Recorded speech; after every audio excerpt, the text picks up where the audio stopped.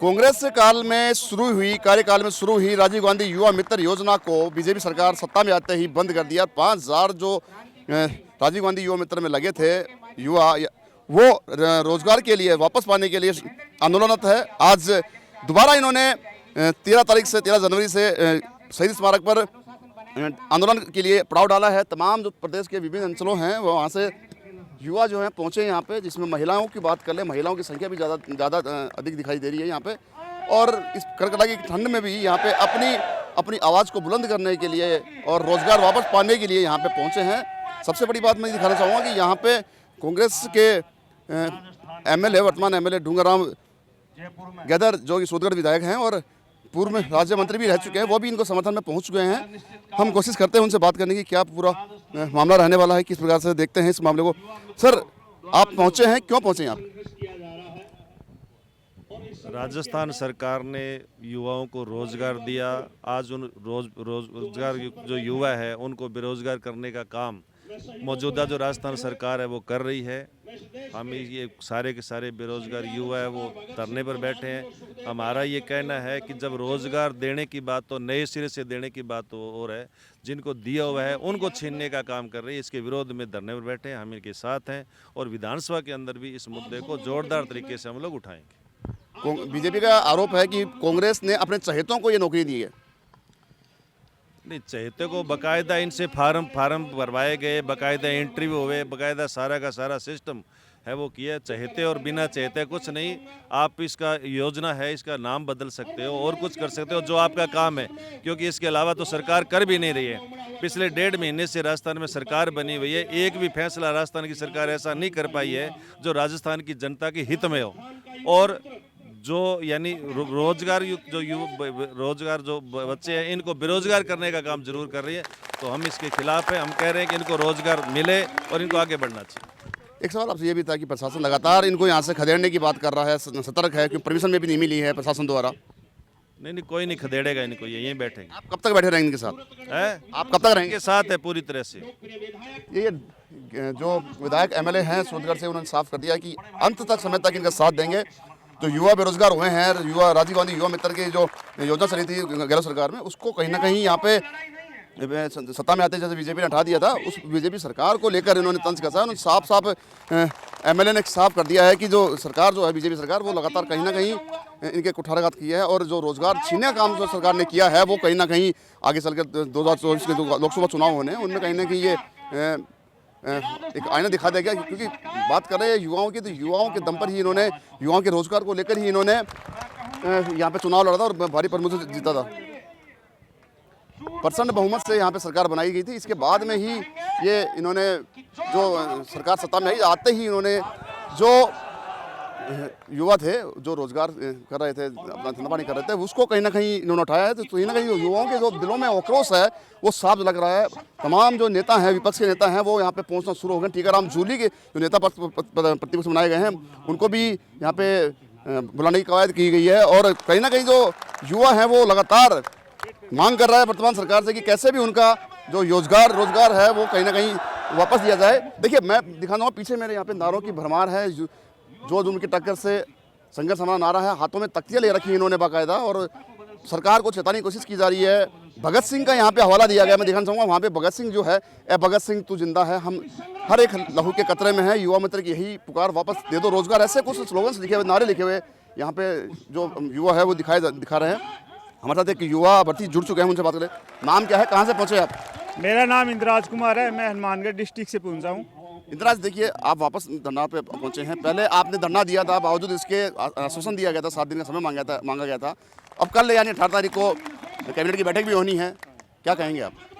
मैं भाजपा सरकार के जितने भी मंत्रीगण हैं उनसे अनुरोध करना चाहूँगा, भी आपने हमसे 7 दिन का समय मांगा था, अल्टीमेट मांगा था। युवा मित्र की तरफ से 7 दिन का अल्टीमेट भी दिया गया था आप लोगों को, फिर भी आप लोगों ने हमारे बारे में कुछ नहीं सोचा। फिर हमें मजबूरी में 10 तारीख से फिर से ये धरना देना पड़ा।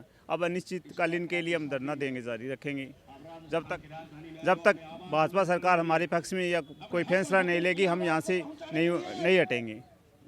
देखिए, जब तक बीजेपी सरकार द्वारा वापस इनको रोजगार नहीं दे दिया जाएगा, तब तक यहाँ से नहीं हटने की बात इन्होंने कह दी है। मैं दिखाना चाहूँगा, उधर कुछ युवा अभ्यर्थी हैं जो आमना अनशन पर बैठ चुके हैं, जहाँ जिनमें एक महिला अभ्यर्थी भी मौजूद है। देखिए, मैं बाकायदा इन्होंने हाथ गलों में माला डाल के यहाँ पे बैठे हैं। बाकायदा यहाँ पे भाषणबाजी का दौर जो लगातार जारी है, अनवरत जारी है। और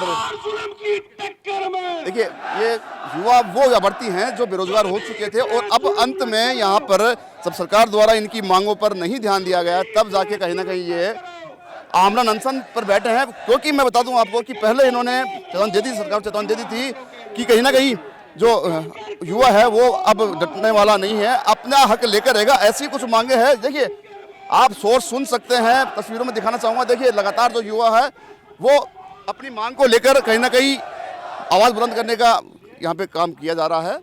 मैं बताना चाहता हूँ कि यहाँ पे प्रदेश के तमाम वो विभिन्न अंचल हैं, इस कड़ाके की ठंड में भी यहाँ पे बैठे हैं, आमरण अनशन पे बैठ गए हैं। 7 युवा जो अभ्यर्थी हैं वो आमरण अनशन पे बैठ गए। एक युवा अभ्यर्थी से हम बात करते हैं। सर, आपका नाम क्या है, कहाँ से पहुँचे आप? सर, मैं विकास गुजर झुंझुनू से हूँ और आपकी इस मीडिया टीम को बहुत बहुत धन्यवाद देना चाहता हूँ कि आप हमारी बात सरकार तक आप पहुँचा रहे हैं। और आज से हम आमरण अनशन पर हम बैठ गए हैं। हम हमारा अन्न जल सब कुछ त्याग कर दिया है, क्योंकि सरकार हमारी ऐसे बात तो मान नहीं रही है। अब हम यहाँ बैठ गए हैं। अब हमारी जो भी कुछ होगा, जो भी होगा, वो सरकार की जिम्मेदारी है। हम इसका कोई वो नहीं है। हमने यहाँ सब कुछ त्याग दिया है, मानो आप। हम यहीं रहेंगे, चाहे हमारी मौत हो जाए, चाहे हम यहाँ से हमारी लाशें घर क्यों ना जाए, लेकिन हम तब भी उठेंगे जब तक हमारी सरकार हमारी मांग नहीं मान लेती है। कई अभ्यर्थी इस कड़ाके की ठंड में बैठे हैं और वो बीमार भी हो चुके हैं, हॉस्पिटलाइज हो चुके हैं। वो बावजूद इसके आप आमरण अनशन कर रहे हैं। बिल्कुल बिल्कुल, हम भी पूरी रात यहीं बैठे रहते हैं। पूरी रात हम यहीं आग जला के बैठे थे और फिर भी हम आमरण अनशन, सरकार हमारी सुन ही नहीं रही है। रात को बीमार हो रहे हैं बच्चे, हमारी बहनें हमारी वो बीमार हो रही हैं, हॉस्पिटल जा रही हैं, लेकिन फिर भी सरकार के कानों तक जूं नहीं रेंग रही है। इसलिए फिर हमें लास्ट में हमें ये करना पड़ा कि हम आमरण अनशन आज से शुरू कर दिया है और ये अनिश्चित काल चलेगा जब तक हमारी सरकार हमारी बात नहीं मान लेती है। सरकार के द्वारा बात नहीं मानने को लेकर इन्होंने आमरण अनशन किया है और लगातार इन्होंने चेतावनी दे दी है कि यदि हमारी लाश यहाँ से जाती है वो भी मंजूर है, लेकिन हम यहाँ से टस से मस नहीं होंगे। एक महिला अभ्यर्थी भी मैडम, क्या नाम है आपका? सरोज कुमारी, कहाँ से पहुँचे? पाली डिस्ट्रिक्ट से। सरोज, देखिए, आपको दोबारा आमरण अनशन करना पड़ रहा है। पहले आंदोलन हुए थे, पिछले महीने जो दिसंबर महीना था उसमें शुरू हुआ था, फिर बाद में 7 दिन का आश्वासन दिया गया था। आज आप आमरण अनशन में बैठे हैं, किस प्रकार देखते हैं पूरे मामले को? क्योंकि बीजेपी सरकार है, वहाँ तक आपको नुमाइंदे जो हैं, उनके नुमाइंदे सरकार के, वो अब तक नहीं पहुँच पा रहे हैं। देखो, जब तक सरकार हमारी मांगे पूरी नहीं कर रही है, जब तक हम यहाँ से नहीं जाएंगे, नहीं हटेंगे, ना कुछ खाएंगे, ना पिएंगे, जब तक सरकार हमारी नहीं सुने। जब तक सरकार अभी तक सो रही है क्या? हम सब इतने लड़कियाँ इतने बीमार हो रही है, लड़के इतने बीमार हो रहे हैं, इतनी इतनी एम्बुलेंस आ रही है, क्या सरकार तक बातें नहीं जा रही है क्या अभी तक? तभी हमें ये निर्णय लेना पड़ा कि हम जब तक सरकार मांगे पूरी नहीं कर रही, जब तक हम यही बैठ रहेंगे, ना ही कुछ खाएंगे, ना कुछ पिएंगे।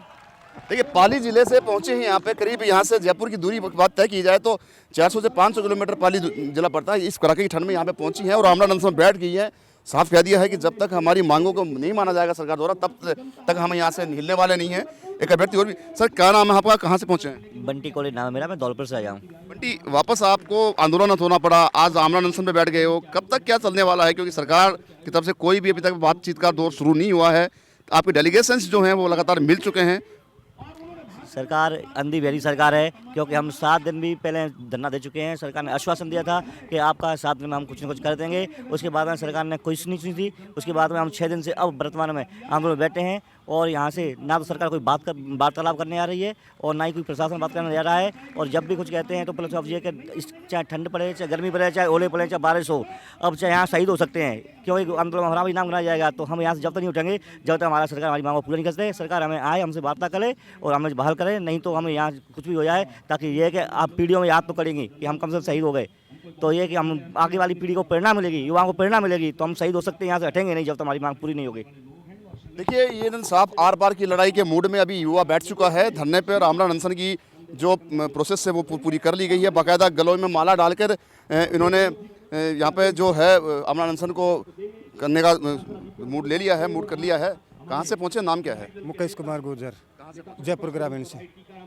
मुकेश, देखिए, लगातार आपके मांग कर रहे हैं, जैसे बीजेपी सत्ता में आई और बीजेपी सत्ता में आते ही उन्होंने आपको बेरोजगार कर दिया, युवा मित्र इंटर जो योजना थी उसको बंद कर दिया, वापस आपको आंदोलन होना पड़ा। आज आमरण अनशन की चुनौती है उसको स्वीकार करना पड़ा। कैसे क्या मानते हैं पूरे मामले को? क्योंकि लगातार आपके डेलीगेशन मिल रहे हैं, बात कर रहे हैं। नहीं, कोई भी सरकार हमारी बात नहीं मान रही है। और हम 5000 युवा मित्र थे जो बेरोजगार कर दिए थे हमारे को 30 तारीख को। और अब अमन अनशन पे बैठ गए। जब तक हमारे को बहाल नहीं करेगी सरकार, जब तक हम यहीं बैठे रहेंगे, भूखा प्यासा मरेंगे यहीं। शहीद इस बार के शहीद हो जाएंगे। शहीद इस मार्ग में शहीद हो जाएंगे, ठीक है। लेकिन कहीं ना कहीं आपके जो युवा अभ्यर्थी हैं जो लगातार बीमार पड़ते जा रहे हैं, हॉस्पिटल में जा रहे हैं, भर्ती हो रहे हैं, उन पर भी कहीं ना कहीं असर पड़ेगा। उनको सरकार को असर पड़ेगा। अगर कुछ हो गया सरकार जिम्मेदार होगी इनकी सबकी। ठीक है, ये मुकेश कुमार थे जो उन्होंने बता दिया कि जिस प्रकार से लगातार सरकार इनकी अनदेखी कर रही है, वो सरकार जो है कहीं ना कहीं आने वाले चुनाव में धोखा खा सकती है। जो अभ्यर्थी जो है युवा है, उनके दम पे उन्होंने चुनाव जीता था, वो कहीं ना कहीं अब आईना दिखाने की बात कर रहे हैं। कहाँ से पहुँचे, नाम क्या आपका? सूरज सोलंकी नाम है, रानी ब्लॉक से हूँ, पल्ली डिस्ट्रिक्ट से। सूरज जी, आपको आमरण अनशन की ये मजबूरी कैसी क्यों करना पड़ा? ये राजस्थान की सरकार है, भजनलाल सरकार ने जो हम युवाओं को रोजगार छीन कर हम 5000 युवाओं को जो बेरोजगार किया है, उस सरकार को हम कहना चाहते हैं कि अगर हमारी मांग अगर 19 तारीख को पूरी नहीं की गई तो हम यहाँ पर धरना प्रदर्शन करेंगे। और जब तक हमारी मांगे पूरी नहीं होगी तब तक हम लोग यहाँ से उठेंगे नहीं, मर जाए प्लीज। ये राजस्थान सरकार से हम चैलेंज करते हैं। ये थे लगातार जो मांग कर रहे थे, वो साफ कहते हैं कि राजस्थान सरकार जब तक हमारी मांगे नहीं मानती है तब तक हम हटने वाले नहीं हैं। एक अन्य युवा और भी हैं जो आमरण अनशन में बैठे हैं, अभ्यर्थी हैं। कहाँ से पहुँचे, क्या नाम आपका? जी, मैं सांबर से हूँ, मेरा नाम ताराचंद है। और हम यहाँ मजबूरी में बैठे हैं। जो एक नई साल थी कि हमारे गांव में कई जगह तो खुशियाँ मना रहे थे नई साल की, हैप्पी न्यू ईयर। लेकिन हमारे लिए एक बड़ी नई साल आई 2024, जो एक दुख की लहर आई, जो एक हमारे नए निर्वाचित सरकार ने जो हमारे ऊपर एक कहर का पहाड़ तोड़ पड़ा है। इसके लिए हमें ऐसी विविधता पर आप पड़े कि हम सरकार को हर चुनौतियों का दे रहे और हर चुनौती का सामना भी करें। अब सरकार को हमारी चुनौती का सामना करना पड़ेगा क्योंकि हमने अनशन किया है हमारी मांग को लेकर, हमारे रोजगार को लेकर। जब तक सरकार रोजगार नहीं देती है हम यहाँ पर अनशन कर रहे हैं, अन्न जल ग्रहण नहीं करेंगे जब तक रोजगार नहीं देगी। चाहे इसके लिए हमारा हम शरीर त्याग ना पड़े। शरीर त्याग कर देंगे तो सरकार फिर हमारे शरीर को चाहे किसी में भी लपेट कर, कैसी भी पोटली बांध कर हमारे घरवाले को पहुंचा दो और उनको जवाब दे देना कि ये कहां से लाए, क्यों लाए, क्योंकि उसका जिम्मेदार तो अभी ये वर्तमान की नवनिर्वाचित सरकार ही है हमारे इसके अंतिम के। क्योंकि ये हमारी जब तक सांस है, हम जब तक लड़ेंगे सरकार से और जो भी परिस्थिति होगी हम उस परिस्थितियों का सामना करेंगे। चाहे सरकार हमारी कितनी भी बड़ी परीक्षा ले लो, हम परीक्षा का जवाब देना आते हैं, हर सवालों का जवाब देंगे, ईंट से ईंट बजाएंगे, क्योंकि ये हमारा अधिकार है। हम भीख नहीं मांग रहे। 2 साल से हमने इस फील्ड में उतरे, इससे हमारा पूरा भविष्य दांव पर लगा है और अब हमारा जीवन दांव पर लगा रही है सरकार। तो ईंट से ईंट बजाने की इन्होंने बात कह दी है। अब हमारे साथ देखिए एक आमरण अनशन करने वाले एक युवा अभ्यर्थी और मौजूद है, उनसे बात कर रहे थे। सर, कहाँ से पहुँचे, नाम क्या है आपका? सर, मेरा नाम अरुण कटारिया है। मैं अनूपगढ़ जिले का जिलाध्यक्ष हूँ, राजीव गांधी युवा मित्र। और 20 दिन से हम यहाँ पे बैठे हैं, जिसमें 7 दिन पहले धरना चला और 7-8 दिन बीच में सरकार ने अल्टीमेट दिया था, तो हमने धरना समाप्त कर दिया। और अभी हम वापस आके और अपने ज़िले का नेतृत्व करते हुए आमरण अनशन पर बैठे हैं। सरकार ने अगर आपकी मांग नहीं मानी तो क्या रणनीति रहने वाली है? क्योंकि आमरण अनशन की चेतावनी हमने दी थी, आपने आमरण अनशन शुरू भी कर दिया। भूख और प्यास सबको लगती है कहीं ना कहीं। क्या मानते हैं कि कहाँ तक आप सहन कर पाएंगे भूख प्यास को? देखिए, हमने साथ ही आज हम आमरण अनशन पर बैठे हैं। हमने यही प्रण लिया है कि अब इस गेट के बाहर या तो हम नौकरी लेके जाएंगे या हमारी लाशें जाएंगी। ये हमारी 7 लोगों की लड़ाई नहीं है, ये 5000 युवाओं की लड़ाई है जो रोज़गार के लिए यहाँ पे पिछले 20 दिनों से लड़ रहा है। और सरकार है जो वो एक तरफ में वादे कर रही है कि हम 2.5 लाख युवा मित्रों को रोज़गार देंगे या 2.5 लाख नौकरियाँ लगाएंगे, और जो 5000 लगे हुए थे उनको कांग्रेस का ठप्पा देकर उन्होंने हटा दिया। तो ये सरकार ने गलत किया है और सरकार को यही हमारा कहना है कि जब तक हमारी मांग पूरी नहीं होती तब तक हम आमरण अनशन पर बैठे हैं। और हम ये विश्वास दिलाना चाहते हैं कि अंत तक लड़ेंगे, सरकार की छाती पे बैठ के नौकरी लेके और फिर ही अपने घर पे जाएंगे। ऐसे हम घर पे जाने वाले नहीं हैं। चाहे कुछ भी हो जाए, उसके लिए अपने प्राणों की आहुति क्यों ना देनी पड़े, हम बिल्कुल इन 5000 युवाओं के लिए अपने प्राणों की आहुति देने के लिए भी तैयार हैं। अभ्यर्थी थे, इन्होंने साफ कह दिया कि मरते दम तक हम यहाँ पे डटे रहेंगे। कहीं ना कहीं जो सरकार है उसको चेताने की कोशिश की यहाँ पे की जा रही है। आमरण अनशन इन्होंने शुरू कर दिया है। अब देखने वाली बात अब ये होगी कि कब तक ये शुरुआत जो हुई है वो कब तक चल पाता है धरना, क्योंकि लगातार प्रशासन भी इन पे हैवी हो रहा है। रात को रुकने नहीं दिया जाता, कहीं ना कहीं लाठीचार्ज करने की बात भी कही जाती है। अब सुदगढ़ विधायक यहाँ पे जो डूंगर राम गैदर हैं वो भी पहुँचे हैं, इनके समर्थन पहुँच गए हैं। टीकाराम जूली जो नेता प्रतिपक्ष बने हैं उनके भी कहीं ना कहीं आने की बात यहाँ पे की जा रही है। तो अब देखने वाली बात होगी कि सरकार जो है इनकी मांगों पर कहाँ तक सहमत हो पाती है, कब तक सहमति बन पाती है, ये देखने वाली बात होगी। कैमरा पर्सन रमाकांत प्याज के साथ संदीप अग्रवाल, द नगरी मीडिया, जयपुर।